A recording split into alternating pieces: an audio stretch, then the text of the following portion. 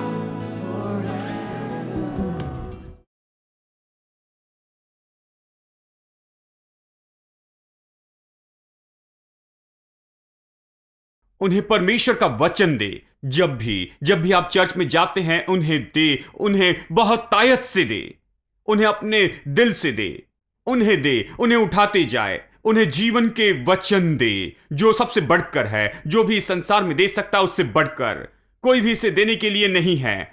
यदि आप इसे देंगे तो ये सच में बड़ी आशीष होगी। इस पर गौर करें, इसे दे और वह आपको दिया जाएगा। ये बहुत सी चीजों के द्वारा आएगा, उनसे कोई अपेक्षा ना करे, बस उन्हें दे और आपको हर जगह से मिलेगा, कहीं से भी, क्योंकि ये परमेश्वर से आता है। दो तो तुम्हें दिया जाएगा। ये ऐसा नहीं कि आपने प्रचार किया तो उनसे कुछ अपेक्षा करे, नहीं, आप देते हैं तो आपको भी दिया जाएगा, क्योंकि परमेश्वर आपके पास पैसा आने देगा संसार की पूरी 8 दिशाओं से, वो इसे आप पर आने देगा। ये तो अनंत काल के सत्य है जो मैंने सीखे है, जिसने मेरे जीवन को बदल दिया और रूपांतरित कर दिया। और मैं आपको ये बता रहा हूं, ये केवल प्रचारकों के लिए अच्छा नहीं, ये हर व्यक्ति के लिए अच्छा है। तो मैं विश्वास से जीता हूं। लोग जो देते हैं उससे नहीं, विश्वास से जीता हूं। लोग जो देते हैं उससे नहीं जीता, मैं जीता हूं मैं जो देता हूं। हेलो, आशा करता हूं आप मेरी बात समझ रहे हैं। मैं जो देता हूं उससे जीता हूं। आप कैसे जीते हैं? आप उससे नहीं जीते जो आपके चाचा ने दिया है, धनी चाचा, अमीर चाचा। यदि ऐसा है तो आप निराश हो जाएंगे, क्योंकि आपके धनी चाचा एक दिन मरकर चले जाएंगे। तो आप कहेंगे, मेरे प्रभु, मेरे धनी चाचा वो अब कहां है? लेकिन एक है जो कभी नहीं मरता, जो आपकी सारी जरूरत पूरी करता है उसके महिमा के धन के अनुसार, मसीह यीशु में। आमेन। यानी उस पर गौर करें। यह इसी के बारे में कहता है, यदि आप बहुत देते हैं तो बहुत पाएंगे भी। जो व्यक्ति बहुतायत से देता है उससे कभी किसी चीज की कमी नहीं होगी। मैं चुनौती देता हूं, उसे कभी कमी नहीं होगी। वो गरीब नहीं हो सकता, नहीं हो सकता, नहीं हो सकता। आप गरीब नहीं हो सकते। मुझे याद है पॉल यंगीचो ने कहा था, जानते हैं, जब भी उन्होंने घर बनाकर और दूसरी चीजें लोगों को दी, उनका घर और उत्तम होता गया। वो कहते हैं वो गरीब होने की कोशिश भी नहीं कर सकते हैं। गरीब होना असंभव है, क्योंकि जब आप देते हैं तो आप गरीब नहीं हो सकते। आप तो देने के लिए जीते हैं। जब आप देने से जीना सीखते हैं तो आप पूरे संसार में इससे बढ़कर तरीका नहीं देख सकते हैं। देने से, जीने से बढ़कर। काम से नहीं, काम करें लेकिन देने से जीते जाएं। आप काम करें लेकिन देने से जीते जाइए। और पौलुस केवल यही सिखा रहा था। जानते हैं, पौलुस बढ़कर यही सिखा रहा था। वो कहता है, तुम बहुत बो और बहुत काटो। ऐसा कहने के लिए उसके पास कौन सा अधिकार और सामर्थ्य है? वो जानता है कि ये इसी तरह से होता है। और आप अपने भविष्य की योजना बना सकते हैं। आप भविष्य के लिए क्या चाहते हैं? क्या चाहते हैं कि 10 साल के बाद आपका भविष्य कैसा हो? आप उसकी अभी योजना बनाएं। आप दे तो उज्जवल भविष्य होगा। देखिए, इसे करने का यही तरीका है। चलिए आगे पढ़ते हैं। हर एक जन जैसा मन में ठाने, वचन 7, वैसा ही दान करे। जैसा मन में ठाने वैसा ही दान करे, न कुड़कुड़ के और न दबाव से, क्योंकि परमेश्वर हर्ष से देने वाले से प्रेम करता है। परमेश्वर सब प्रकार का अनुग्रह तुम्हें बहुत तायत से दे सकता है, जिससे मैंने आपको बताया था कि सारा अनुग्रह तुम्हारे लिए क्या होगा। एम्पलीफाइड ट्रांसलेशन में क्या है? सारी कृपा और पृथ्वी की आशीष तुम्हारे ऊपर होगी। सब लोग कहे पृथ्वी की आशीष। ये खासकर उसी के बारे में बता रहा है। वो ग्रीक में गए और संदर्भ देखा और सब कुछ देखकर समझने में हमारी मदद करते हैं। ये कहता है, पृथ्वी की सारी आशीषें तुम पर आएगी। प्रभु आप में काम कर रहा है। क्या आप जानते हैं, सारी पृथ्वी की आशीष आप पर आने के लिए कर रहा है। अवश्य वो दूसरी आशीषें भी लाएगा, लेकिन यहां पर यह कह रहा है कि कैसे पृथ्वी की सारी आशीषें आप पर आएगी, मेरे दोस्तों। और हर समय सब कुछ जो तुम्हें आवश्यक है तुम्हारे पास रहे, और हर भले काम के लिए तुम्हारे पास बहुत कुछ हो। मैंने पिछले हफ्ते आपको एम्पलीफाइड बाइबल में से 3 बातें बताई थी। एक, बहुतायत क्यों होनी चाहिए, संपन्नता क्यों होनी चाहिए। एक, इसलिए कि आपको अपने जीवन में कोई मदद या सहायता नहीं चाहिए। आपके जीवन के लिए आपके पास काफी होगा, ठीक है। फिर दूसरी बात कि हर भले काम के लिए, एम्पलीफाइड इसी तरह से कहती है। मैंने इसे नहीं बनाया, लेकिन ये जो कहती वही बताया है कि आप हर भले काम कर सके। अपनी पत्नी के लिए साड़ी खरीदना अच्छा काम है। हेलो, यदि आप भले काम नहीं कर सकते तो आप ये भले काम नहीं कर पाएंगे। फिर काम करके आपको देखना होगा कि आप कैसे ये भले काम कर सकते हैं। जब आप बच्चों को अच्छी पढ़ाई देते हैं, ये भला काम है। जब आप उन्हें अच्छा घर देते हैं तो वो भला काम है। कितने लोग विश्वास करते कि भला काम है? देखिए, जब आप उन्हें आराम से रहने देते हैं, ये भला काम है। जब आप उनके भविष्य के लिए काम करते हैं और उनके लिए महान भविष्य बनाते, ये भला काम है। हाँ, आमेन। बहुत से लोग कुछ करने के लिए तैयार नहीं है, और फिर वो अपनी बाइबल लेकर हर हफ्ते चर्च में जाते हैं और वो आते और ये सब कुछ, और फिर जानते हैं उनके पास किसी के लिए पैसा नहीं, और फिर वो कहते हैं, खैर भाई, हम विश्वासी है, हमारे पास इतना पैसा कहाँ है। देखिए, इन दिनों में इसी तरह की बातें होती हैं। हम तो अच्छे विश्वासी, हमारे पास पैसा नहीं है। जानते हैं, सारा पैसा अविश्वासियों के पास है, लेकिन हमारे पास पैसा नहीं। खैर, यदि आपके पास पैसा नहीं है तो ये इसी के बारे में कहती, बाइबल कहती कि ज्यादा पैसा पाए। आमेन। यानी हर भले काम। आप कोई भले काम करना चाहते हैं, अपने बच्चों के लिए कुछ करना चाहते हैं, अपना घर खरीदना चाहते हैं, कार खरीदनी है, आपको बच्चों के लिए कुछ अच्छे कपड़े खरीदने हैं, ये सब भले काम है। देखिए, और किसी की मदद करना चाहते तो वो भला काम है। अच्छे कारण के लिए मदद करना चाहते तो अच्छा काम है।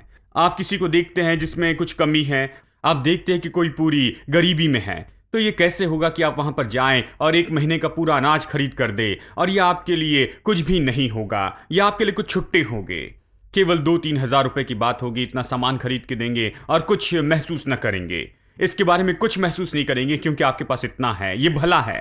जो भी आप करना चाहते, जो करना सोचते हैं, ये भला काम है, मैं करना चाहता हूं तो इसे करते हैं।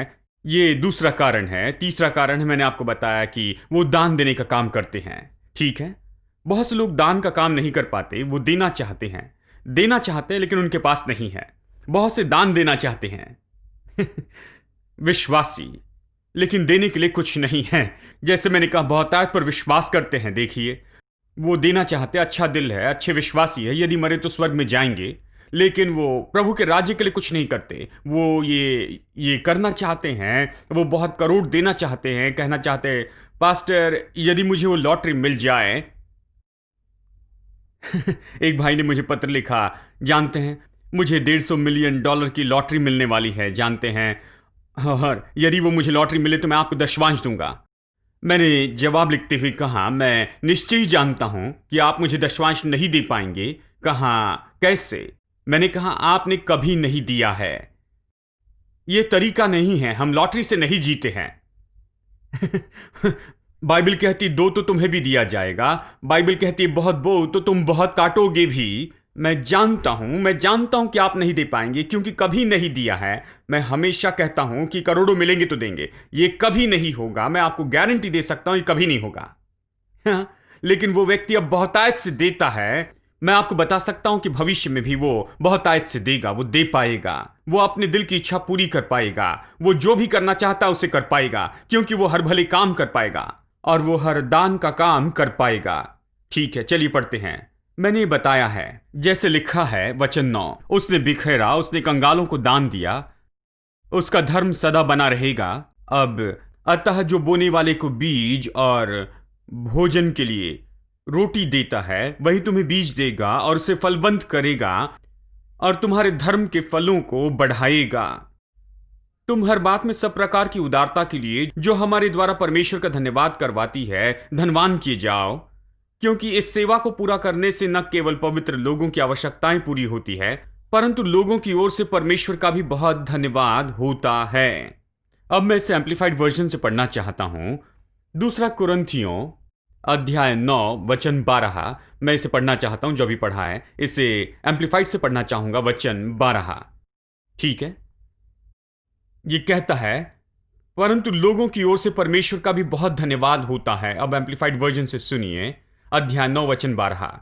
क्योंकि वो सेवा जो इस भेंट से होती है, ये केवल संतों को जो कमी है केवल उसी के लिए पूरा प्रयोजन नहीं करती है, लेकिन ये साथ ही उमड़ता है। बहुत से लोग पुकार कर प्रभु को धन्यवाद देते हैं। चलिए आखिरी भाग फिर से पढ़ता हूं। ये केवल संतों को जो कमी है उसी के लिए प्रयोजन नहीं करती, यानी प्रभु के लोग, वो पैसा यरूशलेम ले जा रहा था, जमा कर रहा था कि यरूशलेम में लेकर जाए, केवल उनकी जरूरत पूरी करने के लिए ही नहीं। वो कहता है कि साथ ही उमड़ता है।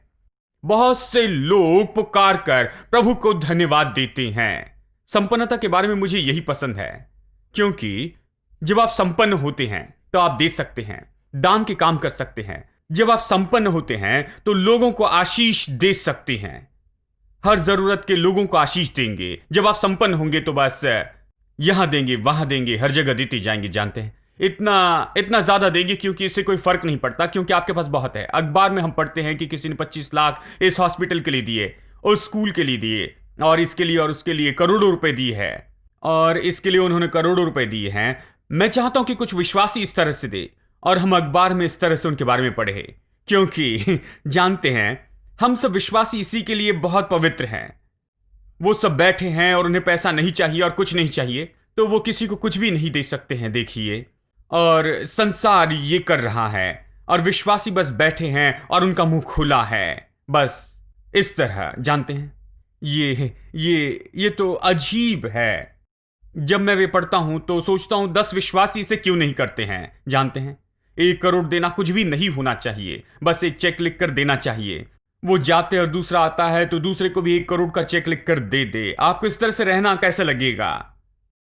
हेलो, क्या किसी को इस तरह की स्थिति में रहना पसंद है? मैं आपसे कहूं मुझे आपके बारे में पता नहीं, लेकिन मैं ऐसी जगह रहना चाहता हूं, मैं उस स्तर पर रहूंगा। मैं आपसे ये कह रहा हूं, मैंने ठान लिया है कि मैं इस तरह की स्थिति में रहूंगा। देखिए, ये मैंने ठान लिया है प्रभु में, प्रभु की महिमा के लिए। जानते हैं क्यों?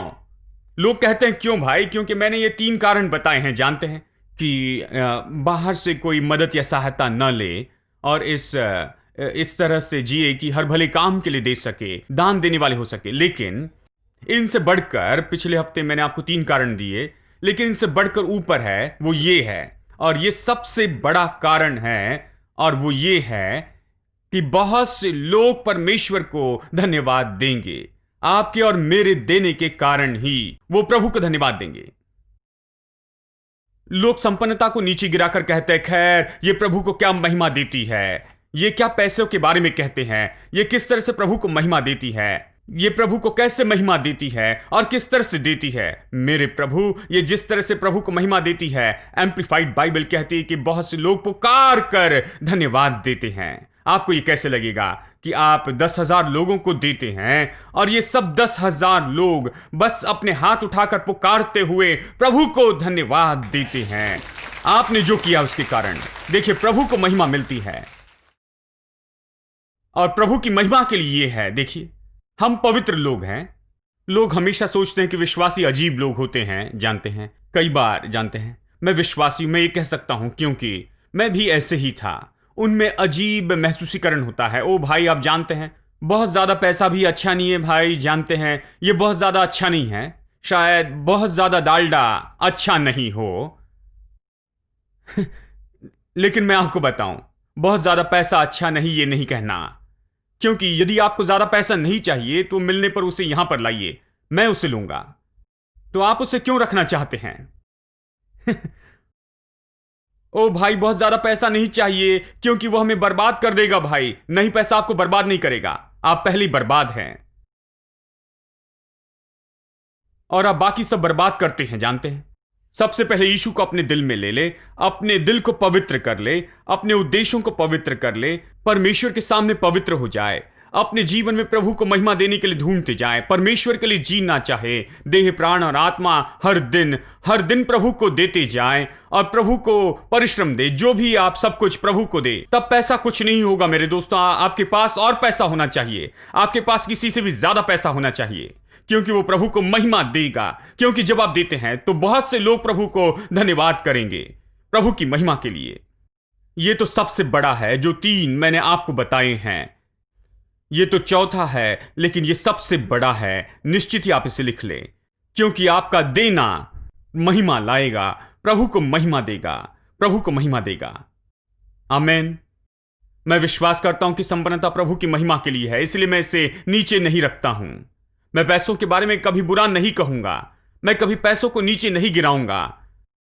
मैं कभी भी अपने मुंह से, जानते हैं, मुझे पैसा नहीं चाहिए, मुझे ये नहीं चाहिए, मुझे वो नहीं चाहिए, मुझे पसंद नहीं है, मैं वो मसीह बातें नहीं करूंगा। जानते हैं, क्योंकि मैं विश्वास करता हूं कि मेरे हाथों में ये प्रभु की महिमा के लिए हो सकता है।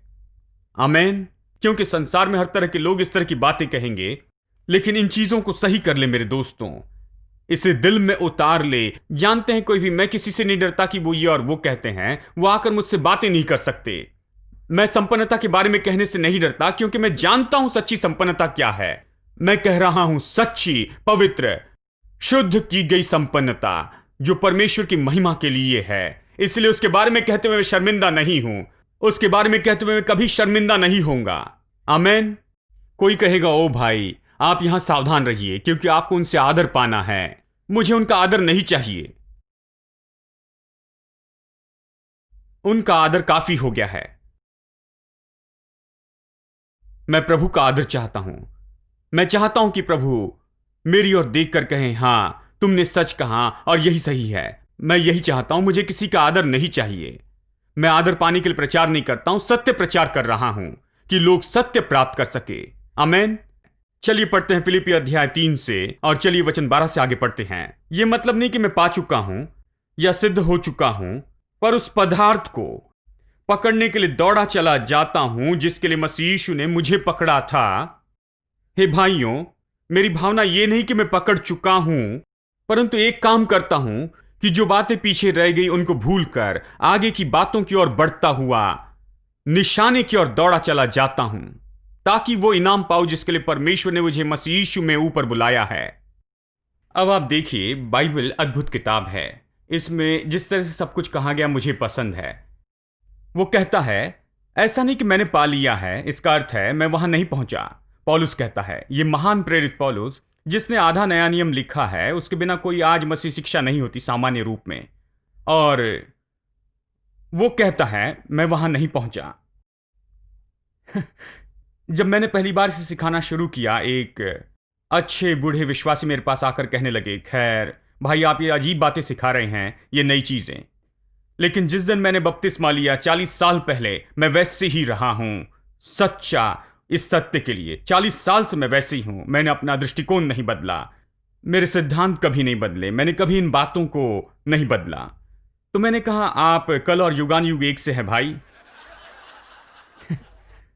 परमेश्वर ने आपको आज कल और युगानुयुग एक जैसा रहने के लिए नहीं बनाया। वो आज कल और युगानुयुग एक सा है। आपको महिमा से महिमा में बदलते जाना चाहिए। प्रतिदिन आपको आगे बढ़ते जाना है। जानते हैं, कुछ चीजें हैं जो आप थामे हुए हैं, कुछ गलत चीजें जो आपने कुछ साल पहले सुनी थी, आपको इसे झिंझोड़ना होगा और आगे बढ़ना है। मैंने बहुत सी चीजों को झाड़ा है, मैंने सारी अच्छी चीजों को रखा है, लेकिन मैंने बहुत सी चीजों को झाड़ा है। प्रभु का धन्यवाद की झाड़ दिया। मैं प्रतिदिन प्रभु को धन्यवाद देता हूं।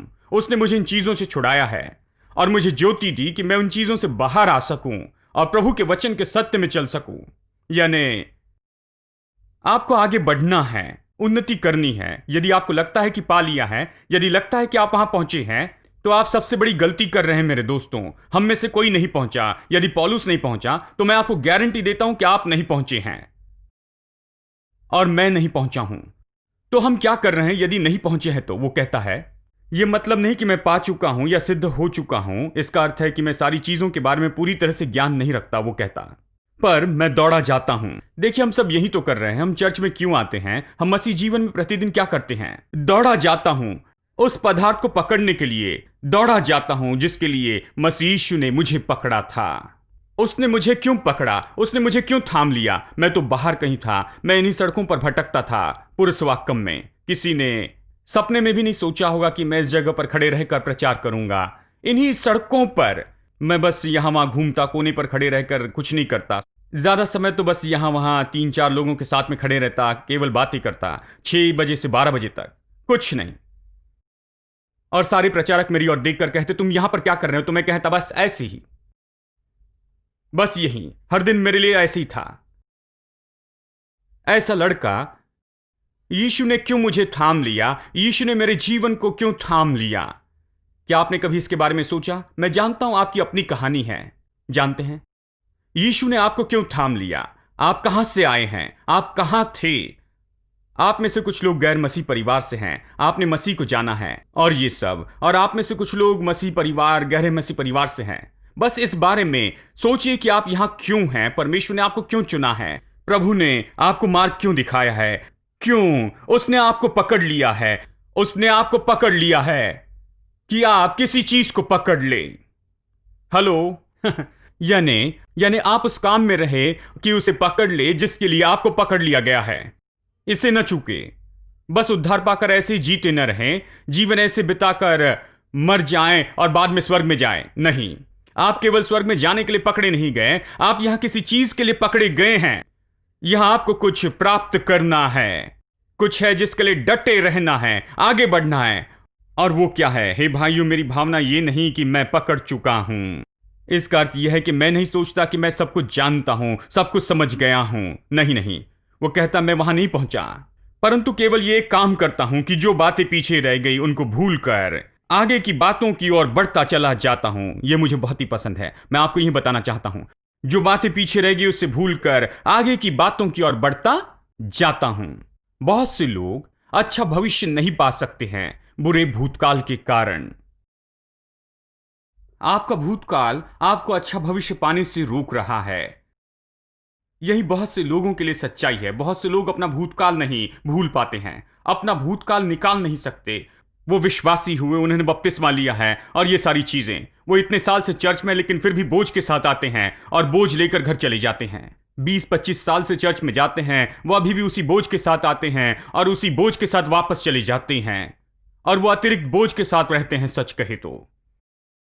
और यही अतिरिक्त बोझ उन पर प्रभाव डालता है, उनके जीवन में, उन्नति में, करियर में, उनके विवाह में और हर चीज में। वो भरोसे के साथ नहीं चल पाते हैं। ये अतिरिक्त बोझ उनके पापों के लिए दोष भावना है, उन्होंने जो गड़बड़ियां की है और जो उन्होंने बहुत समय पहले किया था, और ये सब कि जब वो बच्चे थे तब क्या हुआ, और इसी तरह से सब कुछ। ये कुछ हैंगअप रहते हैं कि वो अपनी मानसिकता और मन में इसी में फंसे होते हैं। वो आगे नहीं बढ़ पाते हैं, चाहे वो कितना भी चर्च में जाएं, लेकिन इसलिए कि इसे भूल कर आगे बढ़ने की जरूरत को नहीं जानते, भूले बिना आगे नहीं बढ़ सकते। ये आपको जानना होगा। आगे बढ़ना बहुत मुश्किल होता है क्योंकि आप पर बोझ है। इस सारे लगेज के साथ आप आगे नहीं बढ़ सकते हैं। आप 20 साल तक आगे बढ़ते हैं और यहां से बस वहां जाते हैं, बस इतना ही जानते हैं, ज्यादा दूर नहीं गए, क्योंकि ये भावना और मानसिक और दूसरी चीजें जो अतिरिक्त बोझ वहां पर है, वो पाप के बोझ से भरा हुआ है, दोष से और भूतकाल से, आपकी असफलता से, आप जो पीछे खींचते जा रहे हैं प्रतिज्ञा के देश में आगे बढ़कर प्रवेश करने से, प्रभु की आशीष की भरपूरी से। This is the season of Jubilee. This is the season of Jubilee. Singing and dancing for you and me. Singing and dancing for you and me. Thanking and praising because we're free. Thanking and praising because we're free. Oh, this is the year of Jubilee. Oh, this is the year of Jubilee. Put your hands together. Everybody praise the Lord. Put your hands together. Sing and shout and praise the Lord.